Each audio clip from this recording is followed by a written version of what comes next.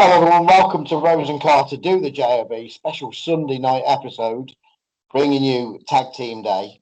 My pick this week, and I picked a bit of a guilty pleasure for me looking back now, really.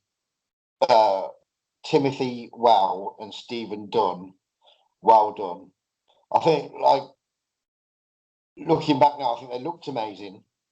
They were kind of revolutionary in some of the things that they did, because they were kind of a little bit more flying than others. And yeah, I really enjoy them. We were just saying though before we started recording, weren't we, that back then we didn't really appreciate the quality. Yeah, I think a lot. You get people like that, don't you? Like at the time, you just kind of like you don't really have an opinion on them as such because they don't really, like affect much. But like looking back, you can see just how good they were. Like, and it's the same with a lot of guys. You don't really appreciate at the time until you go back and and watch them. Yeah, I mean that's half the reason we do this, isn't it? As a team, though, quite well established. They were called the Southern Rockers before they were well done. The original Southern Rockers was Steve Doll, who was Stephen Dunn, and Scott Petterson. They were in Portland for a couple of years, and then once Petterson had gone, it was Rex King that replaced him. Very much like a Rock and Roll Express, sort of Portland's version of the Rock and Roll Express. Sort of, I mean, the name gives it away, doesn't it? The Southern Rockers kind of speaks for itself. Rex King joined in August of '89. They went to USWA in '90, often drifting back to Portland though. '92 to Puerto Rico at the same time as USWA. But at the time, USWA had a WWF agreement. So in '93, after the WWF, they went where they became well done. Timothy Wow being Rex King and Steve Dunn being Steve Doll. Managed by Harvey Whippleman, who I'm sure they would have known from the USWA because he was downtown Bruno there. '94, they went to Smoky Mountain, still with the WWF, because, the WWF was sending people to Smoky Mountain. A decent run, but they never really, I say a decent run. They were there for a few years, with the WWF, drifting into Smoky Mountain. But they never really got to the next level of. I mean, did they really give a fuck about tag teams at that point, or was it kind of forgotten about by then? I was literally just going to say that. What year did they go, did you say, to WWF? '93 they went. It was sort of in and out between '93 and '96. See, that's literally just the time, I'd say just after like the fucking heyday of tag teams, weren't it? Realistically, because if you say the top teams probably started phasing out, what, like 91 time? Like really-ish? With like... The split of the Rockers was pretty much the end of tag team wrestling. Yeah, I mean, that was 91, weren't it? Yeah. And then you had the Hearts, Demolition. Mm. Yeah, because I mean, what Demolition were gone by '92, weren't they? Yeah. So much end off, wasn't it? Like, sure, they had the Bushwhackers in and out till '96 or whatever, didn't they? But I don't think they focused so much on tags. Men on a Mission were in around that period, weren't they? Yeah, the natural disasters were still there, '92, weren't they? They were, people like that, but they... Money Inc., but by '93, Ted had finished, hadn't he? Yeah. No, he was '93, '94. I mean, I think tag matches were sort of, for years in the history of wrestling, tag matches were the main event, weren't they?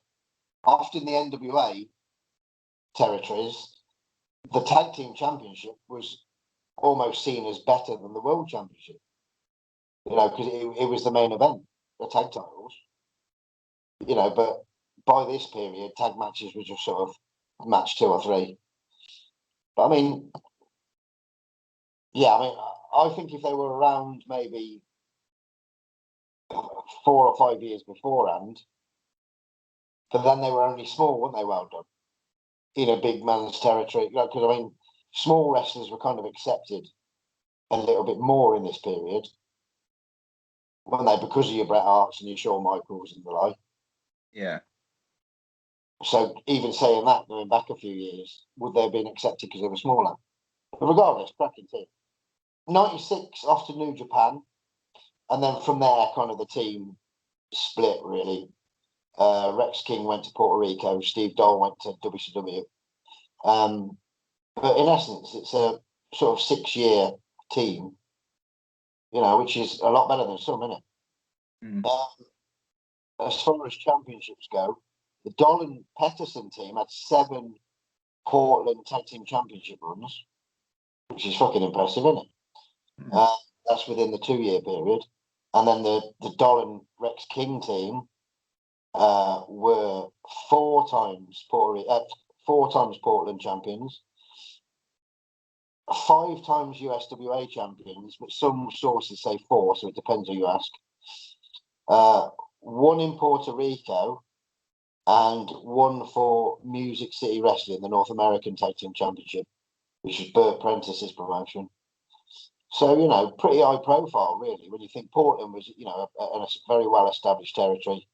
USWA was always on everyone's list. I think Puerto Rico is fucking big, isn't it? So, it wasn't like they were shit kicking. They were always in dominant promotions. I got friendly with Rex King the last couple of years of his life, and he was really cool. He died in 2017, January the 9th, 2017. Steve Dole died March the 22nd of 2009, so longer than I thought it was. But, Rex King was amazingly cool to me. 4 matches we watched. Where did you start, mate? Right. Well, my first match is USWA 7th of April 1990. Southern Rockers against Rockin' Randy and the Reaper. I also did this match. That was my first. Did you? Yeah. It was primarily the Southern Rockers battering. There was dudes around the ring, weren't there? Yeah. Yeah. It took me a while to establish why, but apparently it was to keep the dirty white boys away. Right. Okay. That's what I gathered anyway from the commentary. Bill Dundee with a fucking bandage on his head. Yeah. Jeff Jarrett the same, wasn't it? Right, I'll leave that with you then, Shad. Okay.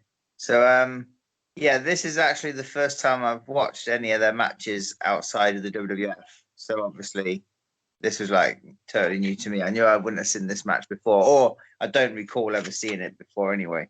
So it's joined in action, isn't it? They've already started as they go to the action. It's Randy and Rex in. A little run spot where Randy misses the running crossbody, doesn't he? Arm dragged by Rex, and then tags in Steve. Like you're saying, it is all fucking all like Southern Rockers, the whole match, in it. Literally like nothing. It's not a short match. I mean, it's still only like 5 minutes or 6 minutes or whatever, but for such a long match, it's very dominant, isn't it? Yeah, that's what I was thinking. There wasn't anything from the other guys, and like it kind of made me laugh when the Reaper came in, because he came in, got some leg work done on him, and then just tagged out. Like literally, just fucking literally and he looked. He was quite a big dude, that Reaper, wasn't he? I was going to say he looks quite menacing. He comes in and he's just like the average fucking Joe, because he comes in. I'm thinking he's gonna fuck some people up now, go on some sort of fucking warpath, and then runs into a drop toe old, doesn't he? And then fucking, so right. So where are we? So tags in Steve, and there's all arm work. Rex gets tagged back in. Randy backs Rex into the corner, gives him some eyes. He gives him some shots there and then, but that's basically the whole fucking only time that they have any kind of offense. Rex switches the whip. Randy hits it chest first, and then turns around into an arm drag. So it's all back on. It's all back on Randy. Tags Steve back in. Then finally the Reaper comes in. This is it. I'm thinking shit's getting serious now. At this point, right? I've put Rex gets eyeballed, whip reversed, arm drag, which like I said when he went in first, arm drag. All rockers, Reaper in big letters, right? And then not a lot else about the Reaper after that. Reaper in, fuck all. Yeah, so I've put finally Reaper tagged in, walks into a drop toe hold. Steve does leg stuff, tags in Rex, leg work, fucking toe hold wrenching, Reaper tags out. Basically, that was it. Just ran into a lot of leg work on him. But I was thinking, I don't even know who he is. Who is the Reaper? Do you know, like, do you know of him? No, no. Never heard of him, but he looked the part, and he looked quite a scary individual, but obviously not. So he tags back out. Right, so hang on. Reaper tags out. Then Rex is in control of Randy. Really nice drop kick. Steve gets tagged back in. I have wrote here, it is all like the Southern Rockers, literally, like we said, it is literally all, it's like a fucking training session, basically, isn't it? They're just fucking on top of, like, just on top of them. Some quick tags and that. Then there's a chin lock by Steve on Randy. Reaper comes in to break it. I'm thinking we're going to get a little bit of heat now because fucking he broke it. So here we go. We're going to fucking see what's happening here. And no, it still goes in. It's still fucking the Southern Rockers all in control. It made me laugh, like in the corner as well, where like fucking Steve puts the boot up, but like fucking the Reaper wasn't even fucking. He wasn't even moving. I don't think he just kind of walked into it. But like, so they're in the corner and he's not even running at him. He's not doing anything. The Reaper. And Steve just puts his fucking boot up, and the Reaper just goes, conk, literally like fucking. I think you could have blew him over faster. I don't know, like what the fuck wand, but it was quite funny just watching him like go down like he'd been shot. But yeah, Steve puts boot up in the face, and then Reaper walks into it somehow, and then they finish it with a double DDT, don't they? 1, 2, 3. Like, I didn't mind the match itself. I thought it was perfectly acceptable. It was just very one-sided. And when you have a match like that, you'd have thought it would be a bit more even, or at least some offense from, the others. But it wasn't, The last word I put was double DDT to Reaper is the finish. That was the last line of the match. Under that, I've written showcase, which is pretty much what it was. It was just like it was a shop window in it for the Southern Rockers team, because that Memphis TV was strong as fuck. Right. And if they're trying to build the story with the Southern Rockers and the Dirty White Boys, that's why the people were around the ring to keep them away. They're kind of building, if you know the full story, which I don't, but I'm sure it's gonna make more sense. It's just a shop window to sell tickets to Monday night at the Mid-South Coliseum. With the Southern Rockers and the Dirty White Boys, but hey, you can't fight it. What they did was that, wasn't it? What they did was fun. Yeah, well, I mean, I wrote under it, like I said, I thought it was good. It was just a fairly like a squash, because it was generally, like you're saying, just fucking showing the Southern Rockers and what they can do and stuff. But the match itself, I thought was fine. I thought it was a good match, in all honesty. Just but yeah, there we go. Gosh. My next one's not till 94. Have you got one before then? Yeah, I got 93. Oh, go on then, do your 93. Right, so now we're Well Done, accompanied by Harvey Whippleman. The heels here against Kevin Kruger and Mitch Bishop. My money's on them. Yeah. Yeah. So this one's from, I think it's the 10th of March 93 or 3rd of the 10th, but I'm going to go with 10th of March 93, Superstars. I'm trying to remember this one. I just watched them literally like the past few hours ago. Right, so Steve and Kruger start. There's a little bit of there was quite a funny spot here actually. Kind of made me laugh a little bit. At first I thought, what the fuck's he doing? But then I caught on and I thought, yeah, I quite like that. So there's like they start and they'll do a little bit of chain wrestling just for a few seconds and shit. And then there's a little spot where so he does a spot where Kruger does a nice arm drag, and then they go into a run spot where fucking Steve, like in the middle of it, it's like they're doing an international type spot, but in the middle of it, it's hard to explain, but Steve just basically fucking just fucks it off and goes to talk to the ref, like in the middle of the sequence. So it's like, at first it looks a bit like, I've had enough of this, I can't be asked. But then, like, it was just a way to gain control on, like, his opposition. So, like, I think he sleeps or something, and then maybe Kruger jumps over him, and then he gets up. But instead of going into, like, a fucking drop kick or a hip toss or whatever, he just turns away from his opponent, starts talking to the ref, like, out of nowhere. And the ref's like, what the fuck?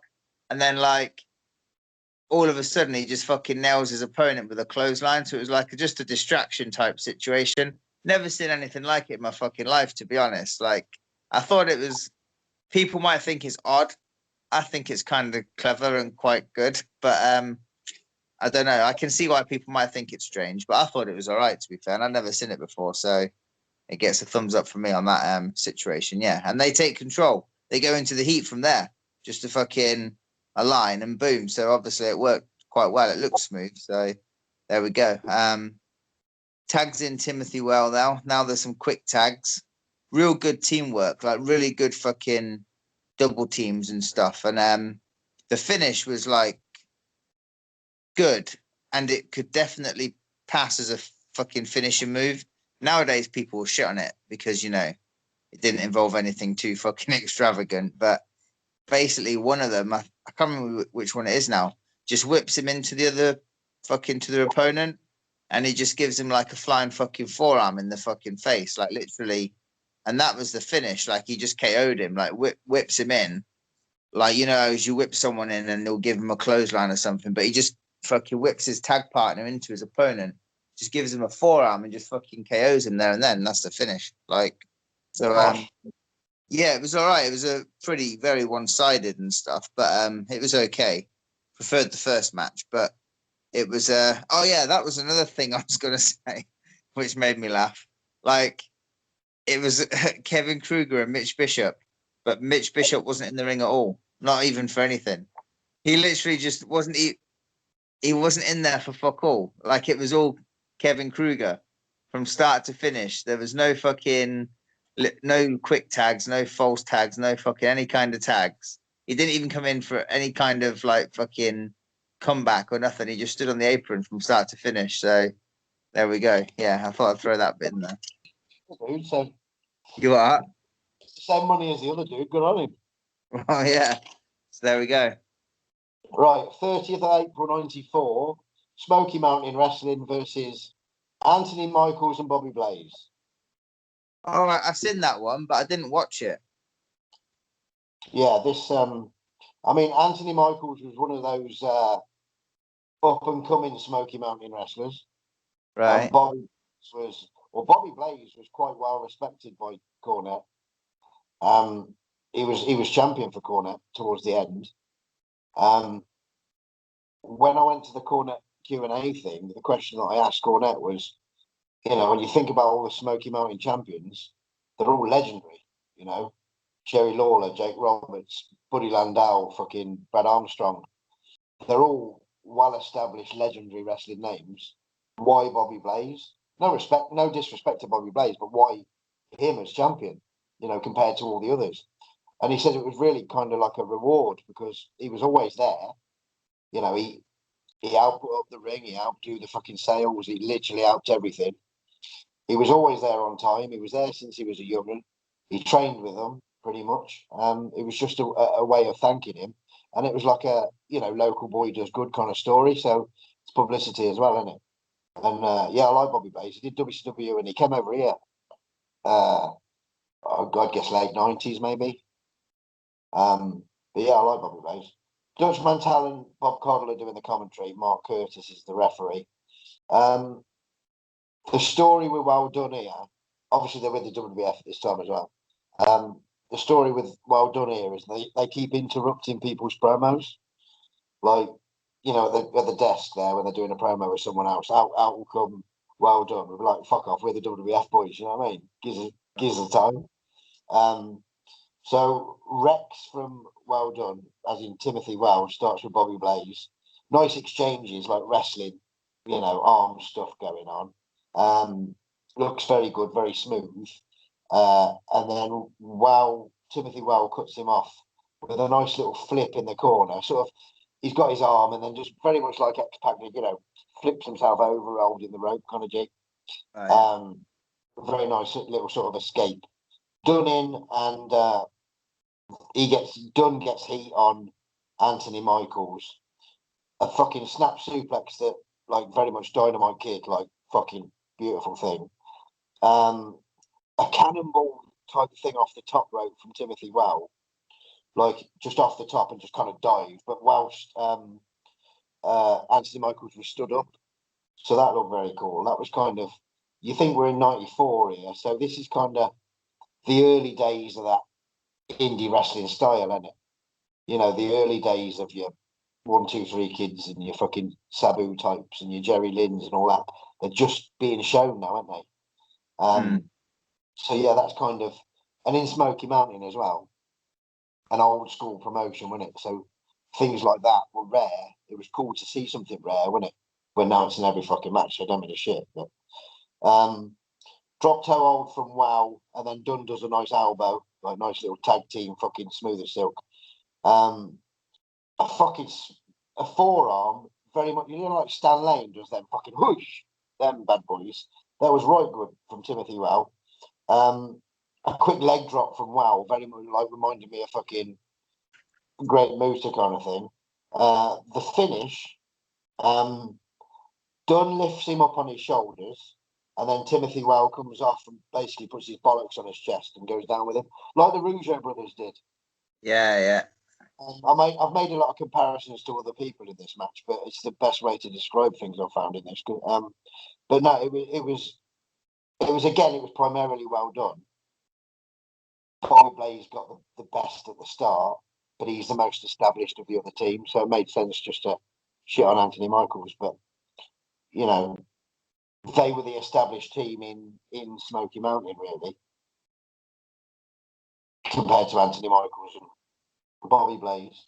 You know, other than your Smoking Guns and your Heavenly Bodies, which are always going to be the top two there, aren't they? But no, it's all right, that. Yeah. Wasn't it? Boom. My next one is against the this one's from 18th of March 95 against the Blue Brothers. Oh, that was my last one. How was it? Is it it's what? Is it in Spanish? No, this one's not. Or is it had Spanish commentary on it? Oh, you reckon it's the same match, or? Might have been, yeah. Well, I think they're both villain teams, aren't they? Yeah, I did put that, both heels. To me, it was just Well Done getting battered. Yeah, they kind of jobbed out on this one, didn't they? I'm guessing it's the same match as what you got then, just different commentary. Sorry for Well Done, because like they should have done better. They should have been allowed to have done better. Yeah, I agree. I don't think it helped Well Done in any way. And I mean, did the Blue Brothers need to wrestle Well Done to get that? You know, they could have wrestled fucking Bert Postlethwaite and Alan fucking Siemens, couldn't they? You know, they didn't need Well Done to do that. No. But yeah, go on then. Right. So I can't tell the Blue Brothers apart. So I've just said that fucking Timothy and one of them start. So fucking Timothy gets whipped off the rope, slide through the legs, hits a beautiful drop kick. The Blue Brother ends up in I put in the heels corner, but they're both fucking heels. But in Well Done's corner. and then he fucking runs in with a spin kick in the corner that looked pretty neat. And then as Timothy hits the spin kick, he holds the top rope himself and goes over the top. You know what I mean? To kind of, hang on. And then I guess he tagged then because Steve's in. I didn't see the tag, and the commentators didn't. Dunn just appeared doing the crucifix thing. Yeah, but so the Blue's in control, and then Steve ducks the line and goes into that crucifix sunset spot. The Blue brother punches him down. Boom, takes back in control. Then the Blue brother misses an elbow drop. Then Steve's in control, and then I've put Blue 2 gets in, gets involved, and fucking Steve ends up getting a clothesline from behind, doesn't he? That's what blind. Yeah. And then they're in control. These Blue brothers, they were beasts, right? They're basically Bruiser Brodies, aren't they? Yeah. But they don't sell shit. These dudes. So they're like, clothesline, nah. Kicking your head, nah. So yeah, I've wrote here it's heel because I didn't know at first, but yeah. Heat on Steve. Blue goes for the backdrop and gets kicked up by Steve, and then he tags in Timothy. Timothy comes in and he's in control. He whips the Blue brother off the rope, but there's a blind tag by the Blue brother. Then Timothy throws a line, but the Blue brother that's running, that's just tagged out technically, is running. He ducks the line and then hits like a spine buster. Boom. And then the guy on the outside, the Blue brother who got the blind tag, comes in and then hits a running fucking knee drop. Bam, for the 3 count. Like, I thought it was okay, but it was just, I'd say it was the weaker match of the 4. I'd have said, like, but I just don't think it was the right position for Well Done to be in. There was far better than they could have done on that show against any fucker. And I don't think it out Well Done in any way. No. They were clearly there to do a job, and they did it well. Well. They did it well done. I was going to say, but yeah, it is what it is, isn't it? So my last one now, then, isn't it? August the 20th, 94, from Superstars. Well Done with Quang versus Adam Bomb and the Smoking Guns. All right. This was a good one, to be fair. Harvey Whippleman with Well Done and Quang. He managed both. Vince and Jerry Lawler on the commentary. A fucking brilliant line from Lawler on the commentary. They show the crowd a little bit, and there's a woman there, screaming for the Smoking Guns kind of thing. And Lawler goes, "Look at her. She needs a bag over her head to talk on the phone." So there's like 2 team meetings in each corner before the start, and it's Dunn and Bart that start. Dunn kicks, whips, Bart goes up and over. Dunn attempts the same thing the other side, but he gets caught by Bart Gunn, sort of up and up, sort of drop back in the ring kind of thing. Bart with 2 drop kicks and an arm drag. Nice little start that was. Dunn gets whipped, but he reverses it. Bart ducks a line. Billy gets tagged in, pulled in the hard way, and Billy sort of shoulder box Bart. Beautiful that. Wallin on Billy now with a wrist lock. A waist lock roll up. But Quang's there to cut that off with a fucking kick to the head on Billy. Have some of that. Quang then takes control. Billy with a crossbody gets 2, but Quang cuts that off pretty quick. Billy's having the heat on him now. Dunn with a great sort of double forearm thrust kind of thing. Just kind of fucking off the ropes and just comes back and does that. Fucking beautiful.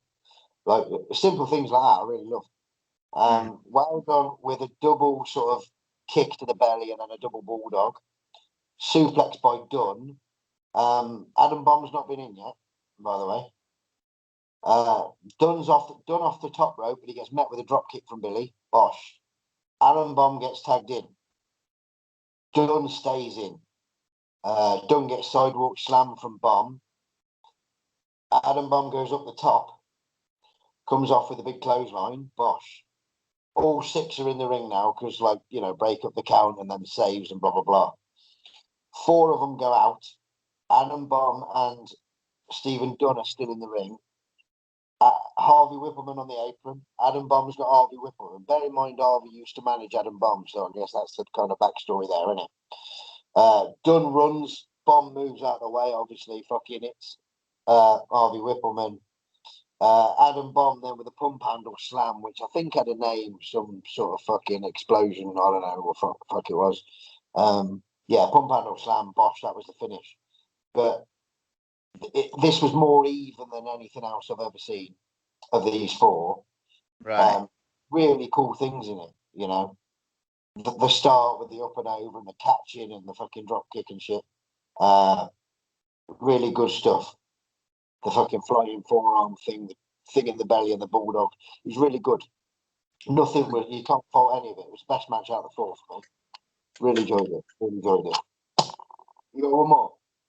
Yeah, this one is from 95 as well, 11th of February, I believe, from Superstars. And it's against the Head Shrinkers, like the newer version of the Head Shrinkers. So, yeah. So this was possibly the shortest match of any match I've done on any of our podcasts. It was short as fuck. It was literally like, there's a jump at the start by Well Done. All 4 are in, and then 2 powder, but then it ends up with 2 on 1. So it's like fucking both members are Well Done on Sione, who's like the barbarian, obviously. So they're on him at the start. Boom, boom, boom. They whip him off. Well, yeah, they whip him off first. They give him a double line, bam, and then they're on him a bit more. They whip him off again. Fucking like from the start. Fatu ended up outside the ring, you know, from the jump start. So Fatu's outside the ring. Once they're on Sione, they give him 1 double line. They whip him off for another one, but he ducks. As he ducks the double line, the 2 heels, Well Done, end up by the ropes where Fatu pulls one of them out. And then as the other one continues running, he gets power slammed by Sione. So it was Timothy that got pulled out by Fatu, power slammed by Sione. And then fucking Fatu gets tagged in and does a massive splash from the top rope for the 3 count. And that was it. It was literally like they proper fucking jobbed them out there in literally 30 seconds, like a minute or so. But yeah, there's not really much to say. I mean, I enjoyed the match. It made the Head Shrinkers look good. And I ain't shitting on it. It's just, like we were saying a minute ago, like I'm sure there could have been another team to put in that spot than fucking, you know, jobbing them out again. But that's just it. Like the match itself was fine. It's just very short and it didn't do Well Done any favors, you know. But if they wanted to do that kind of thing against more established wrestlers, fucking Brooklyn Brawler and Kato would have been more ideal. Do you know what I mean? Like to put them against an established team is a waste of an established team, but it is what it is, isn't it? Well, yeah. So that was well done. I mean, they were good at what they did. You can't deny that, can you? yeah, they were that sort of lower level WWF team, and they look fucking. As a team, they look fucking great though. They both look like they're in good shape. They look like, you know, they look like a team and they work really well together as well. So you can't say anything bad about them. It's just I think I could have maybe picked some other matches that might have been a bit more kind of showcased more of the talent than, you know, than what I watched. But, you know, I could tell how good they were. Like, you know, and I would like to watch more stuff from them, to be fair. I wouldn't mind watching like house show matches of theirs to see them do 20 minutes. Yeah. You know what I mean? 20 minutes against the Bushwhackers would be class. Yeah. Rather than a 2-minute TV match kind of thing that you can't. Yeah. Right, so next week, Monday, you picked Ivan Koloff. That's a Yeah, lot to choose from right there because he had a long old career, didn't he? he did. Wednesday, about 74 to 77, IWA, which at one point was going to be the next big thing. You know what I mean? It's only because the NWA fucking sued them. Otherwise, they might have been the next big thing. And then Friday is your tag pick. What you having? Right. Well, see what I've gone a different approach with this one now because I always try to pick a tag team that is a bit rare, or maybe you wouldn't expect me to pick. But I've gone down a different approach with this one because I'm like, well, I thought I want to go with someone that I know will be good, and it's not a surprise, but it's like it's just a different way because I'm always trying to think of these fucking wrestlers that you won't think I'm thinking of. I'm gonna go with like one that I know we'll both enjoy, who's like my favorite tag team of all time in the history of tag teams. But we're gonna go with Demolition this Do you time. know what? As soon as you said favorite tag team of all time, I'd already put the D in next to Friday. So I'd already kind of guessed it. Yeah, I mean, fucking hell, you can't go wrong, can you? Ivan Koloff and Demolition. There's some odd correlations there because Ivan Koloff worked for the IWA, you know, quite extensively. All right. Billy, he was in the Mongols, who were IWA Tag Team Champions, but I don't think he was in that version. No, he was in like the second one, weren't he? I think.